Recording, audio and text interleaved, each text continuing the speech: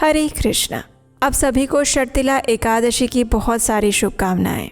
ये एकादशी वर्ष में आने वाली एक ऐसी विशेष एकादशी है जिसमें 6 प्रकार से तिल का सेवन किया जाता है। सामान्य रूप से सभी एकादशी में तिल का सेवन वर्जित बताया गया है, लेकिन एकमात्र ये एकादशी ऐसी है जिसमें विशेष रूप से तिल का सेवन, तिल का दान और उसका उपयोग किया जाता है। तो चलिए ऐसी अत्यंत पवित्र और विशेष षटतिला एकादशी के अवसर पर हम उससे जुड़ी हुई इस सुंदर पौराणिक कथा का श्रवण करते हैं। आइए आज की षटतिला एकादशी व्रत कथा आरंभ करते हैं। एक समय दालभ्य मुनि ने पुलत्स्य ऋषि से पूछा, हे ब्राह्मण देव, इस मृत्यु लोक में लोग अनेक प्रकार के पाप कर्मों में लिप्त रहते हैं। कृपया आप बताइए कि उनके पापों के फल स्वरूप उन्हें मिलने वाली इस नारकीय गति से उनका उद्धार कैसे हो सकता है। ये सुनकर पुलत्स्य मुनि ने उत्तर दिया, हे भाग्यवान, माघ मास के कृष्ण पक्ष में आने वाली एकादशी तिथि और उस दिन मनुष्य को परम भगवान श्री कृष्ण की उपासना विशुद्ध मन से करनी चाहिए। उपासना के समय मनुष्य को भगवान से इस प्रकार प्रार्थना करनी चाहिए, हे भगवान जनार्दन, हे परम दयालु श्री कृष्ण, आप पतित पावन हैं, कृपया भव सागर में डूबे हुए जीवों पर दया करें। हे परब्रह्म, हे परम जगन्नाथ, हे भगवान, कृपया अपनी प्रिया श्री लक्ष्मी देवी के साथ मेरी उपासना स्वीकार कीजिए। उसके बाद मनुष्य को छाता, वस्त्र, जूते अथवा जल से भरा हुआ पात्र दान देकर ब्राह्मणों की उपासना करनी चाहिए। अपनी क्षमता अनुसार व्यक्ति को काली गाय और तिल श्रेष्ठ ब्राह्मणों को दान देने चाहिए। विशेषकर इस षटतिला एकादशी पर तिल अर्पित करने से या दान देने से मनुष्य अनेक जन्मों तक स्वर्ग लोकों में वास कर सकता है। इस दिन व्यक्ति को तिल से मिश्रित जल में स्नान करना चाहिए। तिल का लेप अपने शरीर पर करना चाहिए। तिल के बीज से मिश्रित जल से पितरों को आहुति देनी चाहिए। तिल से अग्नि होम करना चाहिए। तिल खाना चाहिए और उसका दान देना चाहिए। ऐसा करने से मनुष्य के समस्त पाप नष्ट हो जाते हैं और इसीलिए इस एकादशी का नाम षटतिला एकादशी रखा गया है। जब नारद मुनि इस एकादशी का महात्म्य जानने के लिए भगवान श्री कृष्ण के पास गए तो उन्होंने उन्हें ये सुंदर कथा कह सुनाई। भगवान श्री कृष्ण ने कहा, प्राचीन काल में एक ब्राह्मणी स्त्री थी। वो दृढ़ता से ब्रह्मचर्य का पालन करते हुए भगवान की उपासना करती थी। उपासना के साथ अनेक प्रकार के व्रतों का पालन करने के कारण वो क्रमशः अत्यंत कमजोर और पतली हो गई। वो निर्धन ब्राह्मणों और अविवाहिता कन्याओं को दान देती थी, लेकिन उसने ब्राह्मणों और देवताओं को अन्न दान करके कभी भी संतुष्ट नहीं किया। हालांकि वो ब्राह्मणी एक पवित्र आत्मा थी, लेकिन फिर भी उसने कभी भूखे लोगों को भोजन अर्पित नहीं किया था। उसकी परीक्षा लेने के लिए मैंने अपने हाथों में एक भिक्षा का पात्र लिया और एक भिक्षुक का रूप धारण करके भिक्षा मांगने के लिए उसके घर के द्वार पर पहुंचा। मुझे देखकर ब्राह्मणी ने कहा, हे ब्राह्मण, कृपया मुझे बताइए कि आप कहाँ से आए हैं। मैंने ऐसा अभिनय किया कि मैंने सुना ही नहीं और फिर से भिक्षा मांगने लगा। इस बात से क्रोधित होकर उसने एक मुट्ठी मिट्टी लेकर मेरे भिक्षा पात्र में डाल दी और ये देखकर मैं अपने धाम में वापस लौट आया। शीघ्र ही कठोर व्रतों के पालन के कारण वो ब्राह्मणी भी मेरे धाम लौट आई। क्योंकि उसने मुझे एक मुट्ठी मिट्टी अर्पित की थी, इसलिए उसे एक सुंदर घर मिल गया, लेकिन उसके घर में अनाज नहीं था। वो घर खाली था। क्रमशः संपत्ति के अभाव में वो अधीर हो गई। उसके बाद वो क्रोध के आवेश में मेरे पास आकर कहने लगी, हे जनार्दन, मैंने यथाइष्ट कठोर तपस्याएं, व्रत और भगवान विष्णु की उपासना की थी, फिर मैं अन्न और संपत्ति से विहीन क्यों हूँ। तब मैंने उस ब्राह्मणी से कहा, हे ब्राह्मणी, तुम भौतिक संसार से अभी यहाँ आई हो, अब कृपया अपने घर लौट जाओ। कौतूहलवश देवताओं की पत्नियां तुम्हारे घर में दर्शन के लिए आएंगी। तुम उनसे षटतिला एकादशी के महात्म्य की जिज्ञासा करना। जब तक वे महात्म्य वर्णन समाप्त ना कर दे तब तक तुम द्वार मत खोलना। मेरे वचन सुनकर ब्राह्मणी अपने घर लौट गई। एक दिन ब्राह्मणी अंदर से द्वार बंद करके अपने घर में बैठी थी और उस समय कुछ देव पत्नियां वहां आकर बोली, हे सुंदरी, हम यहाँ दर्शन के लिए आई हैं, कृपया द्वार खोलो। तब ब्राह्मणी ने उत्तर दिया, यदि आप मुझे देखना चाहती हैं तो कृपया मुझे द्वार खोलने से पहले षटतिला एकादशी का महत्व, पुण्य फल और महात्म्य वर्णन कीजिए। तब उनमें से एक देवपत्नी ने इस एकादशी का महात्म्य वर्णन किया और वो वर्णन सुनकर ब्राह्मणी ने अत्यंत संतुष्ट होकर दरवाजा खोला। देवपत्नियां ब्राह्मणी को देखकर प्रसन्न हुई और उन देवियों के उपदेश अनुसार ब्राह्मणी ने षटतिला एकादशी व्रत का पालन किया। उसके बाद वो सुंदर, तेज युक्त और पर्याप्त अन्न, संपत्ति और स्वर्ण की स्वामिनी बन गई। इस एकादशी का पालन करने से मनुष्य का दुर्भाग्य और दरिद्रता दोनों ही दूर हो जाती हैं। अगर कोई इस दिन तिल का दान करता है तो उसके समस्त पाप कर्म के फल नष्ट हो जाते हैं और किसी को भी केवल ये फल प्राप्ति के लोभ से ही ये व्रत नहीं करना चाहिए। और इस प्रकार कथा का समापन करते हुए भगवान श्री कृष्ण ने कहा, हे नारद मुनि, माघ मास के कृष्ण पक्ष में आने वाली ये षटतिला एकादशी हर प्रकार के पापों का नाश करती है और इसलिए प्रत्येक मनुष्य को पूर्ण श्रद्धा और भक्ति के साथ इस व्रत का पालन करना चाहिए और 6 प्रकार से तिल का सेवन करना चाहिए तथा भी उसका दान देना चाहिए। तो ये थी आज की षटतिला एकादशी की पौराणिक कथा।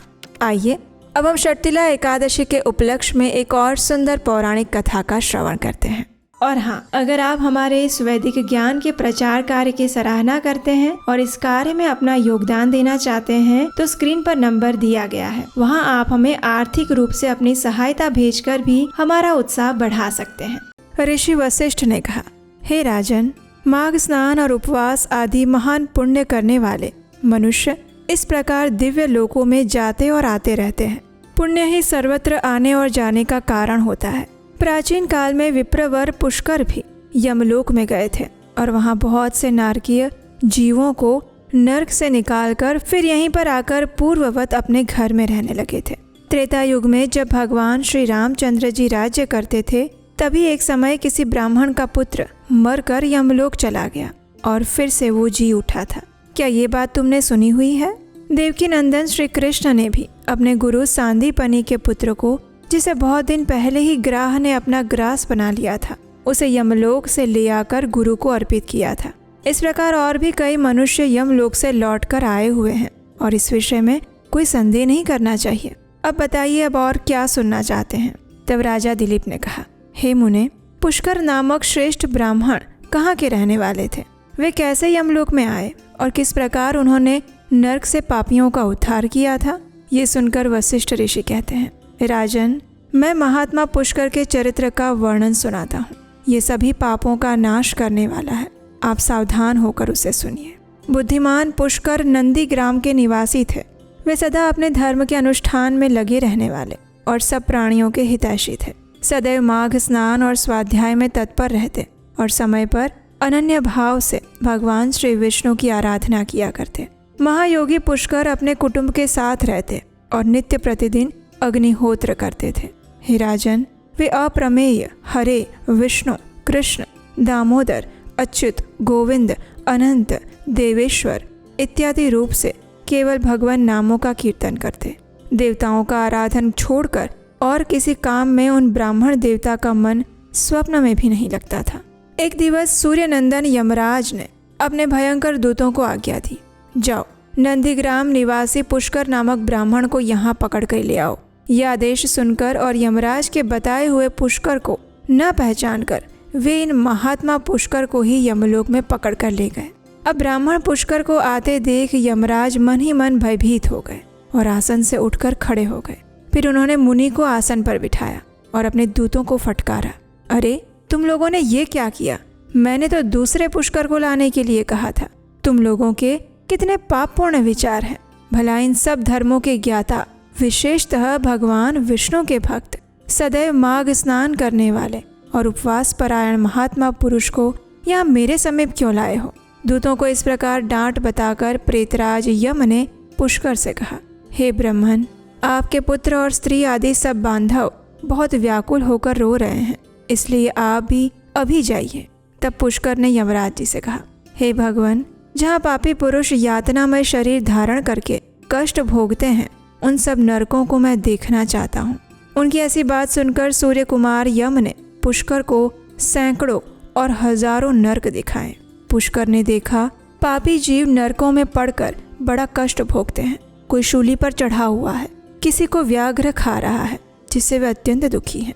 कोई तपी हुई बालू पर जल रहे हैं, किन्हीं को कीड़े खा रहे हैं, कोई जलते हुए घड़े में डाल दिए गए हैं, कोई कीड़ों से पीड़ित है, कोई असीपत्र वन में दौड़ रहा है जिससे उनके अंग छिन्न भिन्न हो रहे हैं, किन्हीं को आरों से चीरा जा रहा है, कोई कुल्हाड़ों से काटे जाते हैं, किन्हीं को खारी कीचड़ में कष्ट भोगना पड़ता है, किन्हीं को सुई चुभो कर गिराया जा रहा है और कोई सर्दी से पीड़ित हो रहा है। उनको तथा अन्य जीवों को नरक में पड़कर यातना भोगते हुए देखकर पुष्कर को बड़ा दुख हुआ। वे उनसे कहने लगे, क्या आप लोगों ने पूर्व जन्म में कोई पुण्य नहीं किया था जिससे यहाँ यातना में पड़कर आप सदैव दुख भोग रहे हैं? तब ये सुनकर नरक के जीवों ने कहा, हे विप्रवर, हमने पृथ्वी पर कोई पुण्य नहीं किया था और इसी से इस यातना में पड़कर जलते और बहुत कष्ट उठा रहे हैं। हमने पराई स्त्रियों से अनुराग किया था, दूसरों के धन चुराए थे, अन्य जीवों की हिंसा की, बिना अपराध ही दूसरों पर लांछन लगाए, ब्राह्मणों की निंदा की और जिनके भरण पोषण का भार अपने ऊपर था उनके भोजन किए बिना ही हम सबसे पहले भोजन करते थे। इन्हीं सब पापों के कारण हम लोग इस नरक अग्नि में दग्ध हो रहे हैं। प्यासी गौएं जब जल की ओर दौड़ती हुई जाती तो हम सदा उनके पानी पीने में विघ्न डालते थे। गौओं को कभी खिलाते पिलाते नहीं थे तो भी उनका दूध दूकर पेट पालने में लगे रहते। याचकों को दान देने में लगे हुए धार्मिक पुरुषों के कार्य में रोड़े अटकाया करते थे। अपनी स्त्रियों को त्याग दिया था, व्रत से भ्रष्ट हो गए थे, दूसरे के अन्न में ही सदा रुचि रखते थे, पर्वों पर भी स्त्रियों के साथ रमण करते थे, ब्राह्मणों को देने की प्रतिज्ञा करके भी लोभवश उन्हें दान नहीं दिया। हम धरोहर हड़प लेते थे, मित्रों से द्रोह करते थे और झूठी गवाही देते थे और इन्हीं सब पापों के कारण आज हम दग्ध हो रहे हैं। ये सुनकर पुष्कर ने कहा, क्या आप लोगों ने भगवान जनार्दन का एक बार भी पूजन नहीं किया था? इसी से आप ऐसी भयानक दशा को पहुँचे हैं।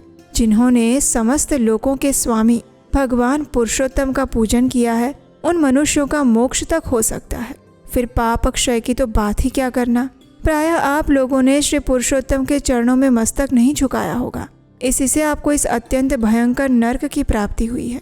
अब यहाँ हाहाकार करने से क्या लाभ? निरंतर भगवान श्री हरि का स्मरण कीजिए। वे श्री विष्णु समस्त पापों का नाश करने वाले हैं। मैं भी यहाँ जगदीश्वर के नामों का कीर्तन करता हूँ। वे नाम निश्चय ही आप सबका कल्याण करेंगे। ये बात सुनकर नरकवासी उन जीवों ने कहा, ब्रह्मन, हमारा अंतःकरण अपवित्र है, हम अपने पाप से संतप्त हैं। ऐसे समय में आपके शरीर को छूकर बहने वाली वायु हमें परम आनंद प्रदान कर रही है। हे धर्मात्मा, आप कुछ देर तक यहीं पर ठहरिए, जिससे हम दुखी जीवों को क्षण भर तो सुख मिल जाए। ब्रह्मन, आपके दर्शन से भी हमें बड़ा संतोष होता है। अहो, हम पापी जीवों पर आपकी कितनी दया है। जब इस प्रकार बातचीत हो रही थी उस समय यमराज जी ने कहा, धर्म की ज्ञाता पुष्कर, आपने नरक देख लिए, अब आप जाइए। आपकी पत्नी दुख और शोक में डूबकर रो रही है। तब पुष्कर ने कहा, हे भगवान, जब तक इन दुखी जीवों की आवाज़ कानों में पड़ती है तब तक कैसे जा सकता हूँ? जाने पर भी वहाँ मुझे क्या सुख मिलेगा? आपके किंकरों की मार खाकर जो आग के ढेर में गिरे हैं, उन नारकीय जीवों की ये दिन रात की पुकार सुनिए। कितने ही जीवों के मुख से निकली हुई ये ध्वनि सुनाई देती है, हाय मुझे बचाओ, मेरी रक्षा करो, रक्षा करो। समस्त भूतों के आत्मा और सबके ईश्वर सर्वव्यापी श्री हरि की मैं नित्य आराधना करता हूँ। इस सत्य के प्रभाव से नारकीय जीव तत्काल मुक्त हो जाएं। भगवान विष्णु सब में स्थित हैं और सब कुछ भगवान विष्णु में स्थित है।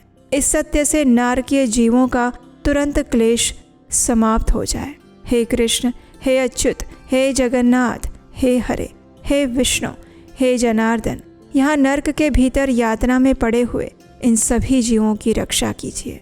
पुष्कर के द्वारा उच्चारित भगवान के इन सुंदर पवित्र नामों को सुनकर वहाँ नरक में पड़े हुए सभी पापी तत्काल उससे छुटकारा पा गए। वे बड़ी प्रसन्नता के साथ पुष्कर से कहने लगे, हे ब्रह्मन, हम नरक से मुक्त हो गए।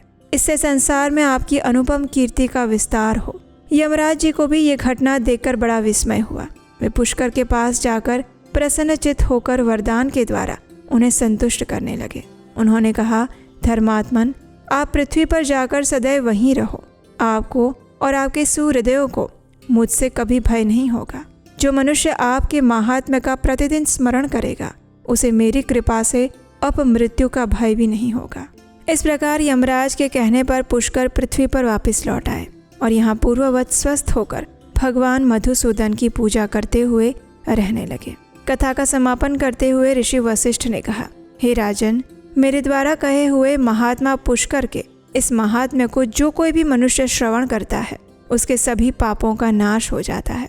भगवान विष्णु का नाम कीर्तन करने से जिस प्रकार नरक से छुटकारा मिलता है वो प्रसंग मैंने आपको सुना दिया।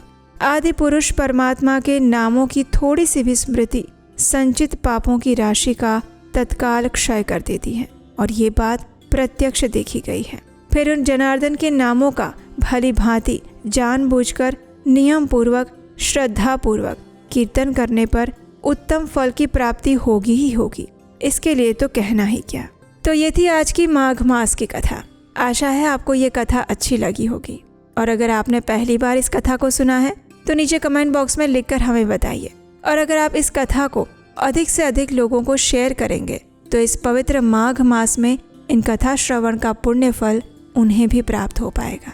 और अगर पहली बार इस चैनल पर आए हैं तो ऐसे ही सुंदर प्रमाणभूत पौराणिक कथाएं सुनते रहने के लिए आपके अपने चैनल उपदेशाष्टकम को सब्सक्राइब करके रख लीजिए। और हम आपसे मिलेंगे इसी कथा श्रृंखला की अगली कड़ी के साथ कल प्रातःकाल मकर संक्रांति के दिन। हरे कृष्ण।